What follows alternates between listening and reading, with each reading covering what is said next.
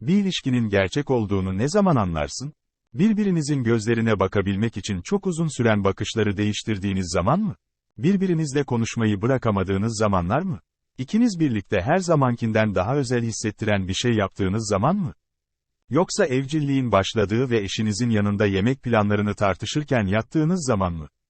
Selin Song'un parlak, geçmiş yaşamları, NDA, şefkatli her ince fırça, daha fazlasına yol açabilecek ve bazen de daha fazlasına yol açabilecek bir kıvılcımdır. Film, tomurcuklanan oyun alanı ezmelerinden yetişkinliğin iddia edilen kesinliğine kadar çeşitli aşamalardaki ilişkilerin hassas duygularını araştırıyor.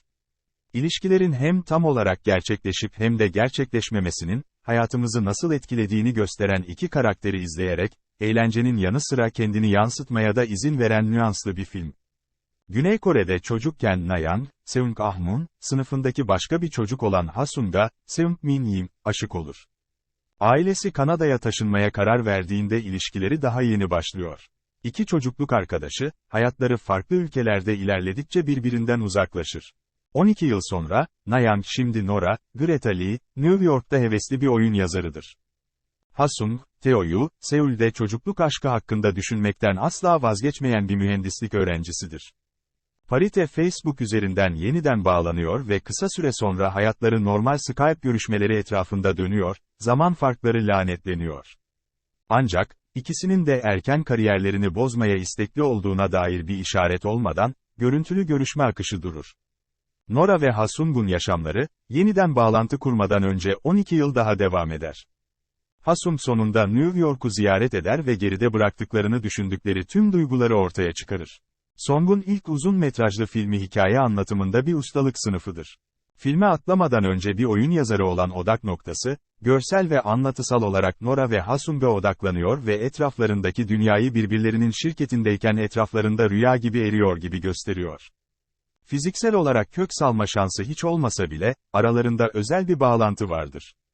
Her özlem dolu bakış, gece geç saatlerde görüntülü görüşme, gönderilmemiş e-posta veya heyecanlı gülümseme, ilişkilerinin gidişatını ayrıntılarıyla anlatır. Karakterlerin Song'un senaryosundaki bol diyalogu, seyirciyi dramatik uvertürlerle değil, savunmasız duyguları ortaya çıkaran gerçekçi konuşmalarla hareket ettirir. Görüntü yönetmeni Shea Kirchner tarafından şefkatle çerçevelenen, geçmiş yaşamlar, bize Nora'nın yüzünü ve Ha-sung'un etkileyici tepkilerini her diyalog çizgisi kadar canlı bir şekilde yakından gösteriyor. Uzun süredir ertelenen buluşmaları sırasında çift, Brooklyn'in sahilindeki sihirli saatin parıltısının tadını çıkarmaktan feribotla güneşli gezilere ve East Village'daki sokak aydınlatmalı yürüyüşlere sorunsuz bir şekilde geçiyor. Ha-sung ve Nayang'ın çocukken tepelik rotaları eve götürdükleri ve bir parktaki modern heykeller arasında oynadıkları filmin Seul'deki önceki ortamıyla eğlenceli bir karşılaştırma. Nerede buluşurlarsa buluşsunlar, kamera onların bağlantılarını, etraflarındaki başka hiçbir şeyin bu an kadar önemli olmadığını hissettirir. Her şeyden önce bir aşk hikayesi olsa da, geçmiş yaşamlar, romantik özlem ve yakıcı soruların ötesine geçer. Song için bu aynı zamanda göçmen deneyimiyle ilgili duygularını ifade etme şansı. Nora'nın annesi, memleketinden ayrılmadan önce çiftin aileyi yurt dışına taşıma seçimini haklı çıkarır, geride bir şey bırakırsan, sen de bir şey kazanırsın. Deneyimleri onu New York'ta bir kariyere ve Arthur, John Magaro, adında iyi kalpli bir yazarla evlilik hayatına götürürken Nora'nın hayatında yankılanan bir duygu.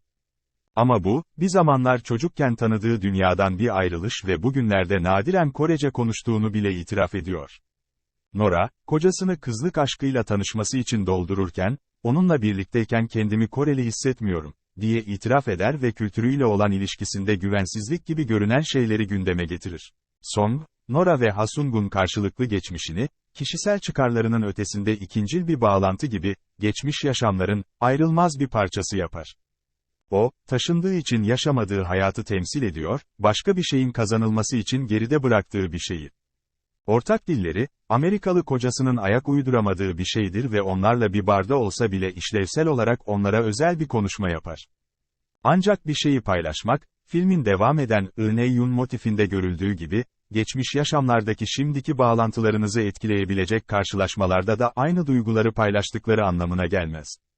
Nora'nın Arthur'la bir yazarların sığınağındaki ilk buluşmaları sırasında güldüğü bir şey ama Ha-sung, New York'a uzun süredir ertelediği ziyaretini düşünürken ciddiye alıyor. Filmin tam anlamıyla tasvir ettiği gibi, iki farklı yoldalar. Eğer kalbindeyse, hala birbirlerine gözlerini ilk kilitleyen çocuklardır. Filmin çoğu Nora ve Hasung'a odaklandığından, Lee ve Yu, içinde yaşanmış bir rahatlık ve zarafet duygusuyla mücadeleye adım atıyorlar. Karakterlerinin birbirleriyle konuşma heyecanı doğaldır, dolambaçlı konuşmaları gerçek hissettiriyor. Lee ve Yu'nun birbirlerine nasıl baktıkları, tek kelime etmeden uzun bir arka plan izlenimi yaratıyor.